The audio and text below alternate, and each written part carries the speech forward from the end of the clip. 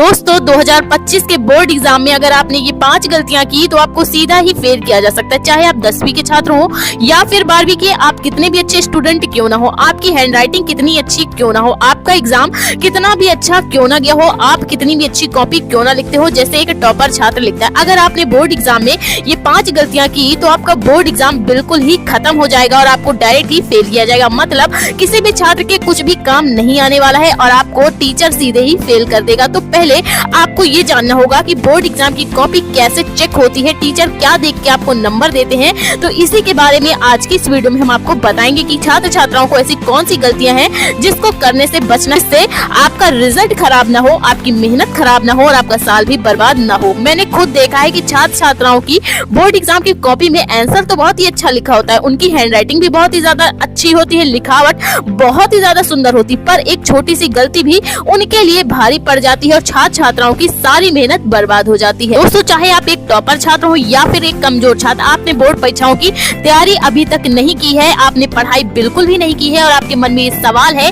कि पढ़ाई तो बिल्कुल भी नहीं की, अब बोर्ड परीक्षा में बिना पढ़े हम पास कैसे करें, क्योंकि एक टॉपर छात्र पूरे साल भर बोर्ड परीक्षाओं की अच्छे से तैयारी करता है, लेकिन एक कमजोर रहने वाला परीक्षार्थी बोर्ड परीक्षा की इतने अच्छे से तैयारी नहीं कर पाता। बोर्ड एग्जाम को अच्छे से अच्छे अंकों के साथ पास करने का तरीका क्या होगा, तो आपने बिल्कुल ही सही जगह विजिट किया। आज हम आपको ऐसी निंजा टेक्निक समझाएंगे जिससे आप बोर्ड परीक्षा में पास भी होंगे और एक टॉपर छात्र भी बनेंगे। बस इस वीडियो को आखिर तक देखते रहना, इसका समय कहीं और बर्बाद बिल्कुल भी मत करना। हम आपको 100% यकीन दिलाते हैं कि अगर आपने इस वीडियो में बताए गए तरीकों को फॉलो कर लिया तो आपने अगर बिल्कुल भी तैयारी नहीं की तब भी आप पास कर पाएंगे, 100% कर सकते हैं, ये तो गारंटी है।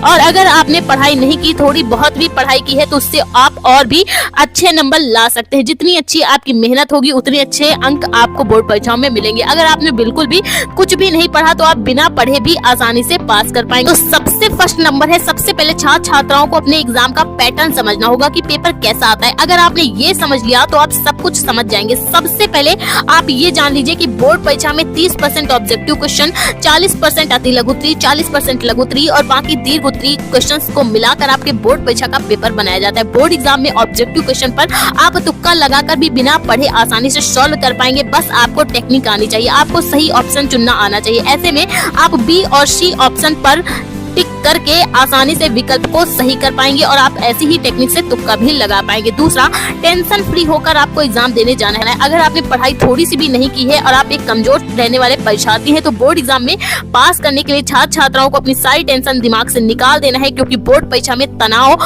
आपसे गलतियां करवा देगा। पहले ही आपने बहुत ही बड़ी गलती कर दी है कि समय रहते आपने बोर्ड एग्जाम की तैयारी नहीं की है। और दूसरी चिंता, एग्जाम को लेकर इस गलती को दोहराए बिल्कुल भी नहीं तो आपको नुकसान उठाना पड़ेगा और बोर्ड परीक्षा में आप फेल कर दिए जाएंगे और आप अच्छे अंकों के साथ बोर्ड परीक्षा पास ही नहीं कर पाएंगे। आप अपने माइंड में एक प्री सेटअप बना लीजिए कि अब जो होगा देखा जाएगा, क्योंकि एक पॉजिटिव माइंड ही आपके पॉजिटिव रिजल्ट की नींव है और आप अच्छा रिजल्ट स्कोर कर पाएंगे। थर्ड नंबर है, जितना समय बचा है हैंड राइटिंग सुधारे। दोस्तों अब आपके पास बोर्ड परीक्षाओं के लिए बहुत ही कम समय शेष बचा है। अब ऐसे में आपके पास जितने भी दिन बचे हैं उसमें आप हैंड राइटिंग सुधारने का प्रयास करें। अगर आपकी हैंड राइटिंग बहुत ही ज्यादा गंदी बनती है तब भी कोई बात नहीं, उसका भी उपाय हमारे पास है। आपको एक पेन का गैप देकर रोजाना 3 से 4 पेज लिखना शुरू करना है। संभव हो तो अपने सिलेबस से रिलेटेड ही आप रफली लिख सकते हैं, हैंडराइटिंग सुधर भी जाएगी और आपको कुछ बातें याद भी हो जाएंगी। ये आपके लिए बहुत ही बड़ा बेनिफिट होगा। बस आपको अपने दिमाग में ये रखना है कि जो कॉपी चेक करने वाला एग्जामिनर है उस पर आपको अपनी लिखावट यानी साफ सुथरा और बेहतरीन हैंडराइटिंग का प्रदर्शन करना है,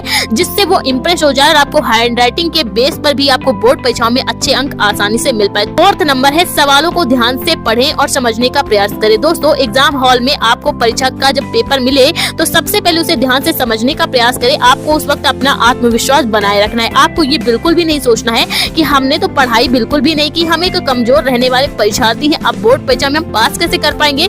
तो आपको ये सब बिल्कुल भी नहीं सोचो। एग्जाम में इस प्रकार की निगेटिव सोच आपको अपने माइंड में बिल्कुल भी नहीं लानी है। हमेशा माइंड में यही रखना है कि आप अकेले ऐसे छात्र नहीं है जिसने कुछ भी पढ़ाई नहीं की। हजारों ऐसे परीक्षार्थी आती हैं जो कि बोर्ड परीक्षाओं में आपसे भी पीछे हैं और बोर्ड एग्जाम दे रहे हैं। 5वां है सवालों के जवाब देने में विशेष ध्यान दे। अब बारी आती है सवालों का आंसर लिखने की। इसके लिए सबसे पहले प्रश्न को 2 से 3 बार अच्छे से पढ़ें, समझने का प्रयास करें और क्वेश्चन में जो शब्द पूछे गए हैं उनके अर्थ समझने का प्रयास करें। उससे आपको आइडिया मिल जाएगा उस सवाल के बारे में। आपने जो भी जितना भी आप जानते हैं, जैसे भी जानते हो, उन्हें अपने शब्दों में लिख डालें। कई ऐसे क्वेश्चन होते हैं जिनके आंसर उसी क्वेश्चन में छुपे होते हैं, बस जरूरत होती